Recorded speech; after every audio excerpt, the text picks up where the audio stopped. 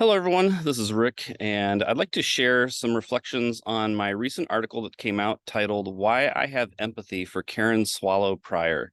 It was published by Baptist News Global on July 5th, 2023. So, Karen Swallow Prior is a professor at who taught at Liberty University with Jerry Falwell. You may have heard of some of the controversies with him. And then she had spoken out against him and different things that were going on there and ended up finding herself out of Liberty University and was at Southeastern Baptist Theological Seminary after that. And while she was there, obviously there have been a lot of scandals in the Southern Baptist Convention over the last couple years, and she spoke out about those as well, especially with leaders such as Paige Patterson. So basically, Karen Swallow Prior is very theologically conservative. She is very pro-life and has been very vocal about that and campaigning for pro-life policies.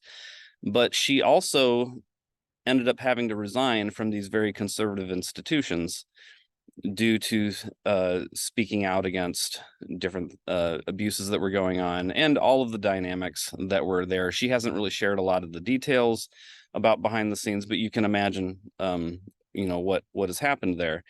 And so basically, she'd put on, well, first of all, I've gotten a lot of pushback about this article from, not a lot, but I've gotten some pushback from some of my more liberal readers. And so I wanted to talk through some of that a little bit because I get the concerns, and because nothing that I've said about conservative evangelical theology has changed. I still have all my concerns about that. And but what I think is significant here is that Karen Swallow Prior has shared on Twitter about a week and a half ago or so that she's struggling with regret over her academic career, feeling like she's wasted her academic career given how things have turned out.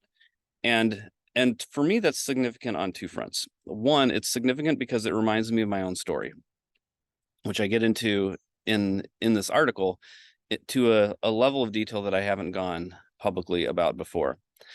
But it's also significant because she is naming a wound that she has. And I think it's interesting because a lot of the liberal pushback that I've gotten about this article has been about the recognizing the wounds of others. That if, specifically if she is pro-life, well, then what do you say to a 12-year-old survivor of rape who is pregnant? And so the concerns are about recognizing the wounds and the pain and suffering of others. And so and for me, I think the beginning of my compassion and empathy for others happened when I began to name my own wounds. And when I began to name and face my own wounds, that's when I began to be moved with compassion and empathy for myself. And then as I began to be moved in empathy and compassion for myself is when I began to see it and recognize it in others.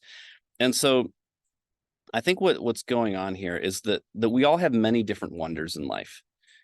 And we're often, these wonders are incompatible. I'm not going to suddenly agree with conservative evangelical theology. Karen Swallow Prior is not suddenly going to agree with where I'm at. The 12-year-old in this story has her own wonders in life, and we're all in these very different places. But I think that the question I have is do we have anything in common? And I think the question is, how can Karen Swallow Prior and this 12-year-old girl in the story that people bring up and I come together in a way that honors our humanity and that fosters wholeness? And I think that the place where that happens is in our wounds.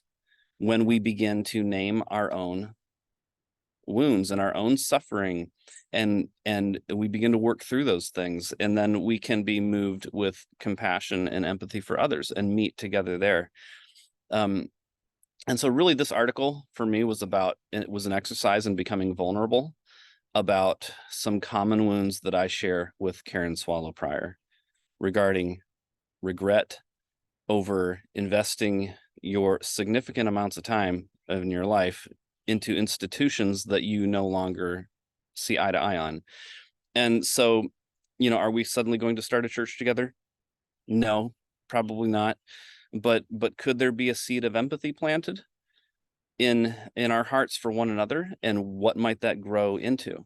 And I think that's really what I hoped to do in this article, was just be mirror that, share where that common vulnerability is, and begin to name some of those wounds in hopes that perhaps that's where we can come together in life as we recognize the suffering that others have gone through.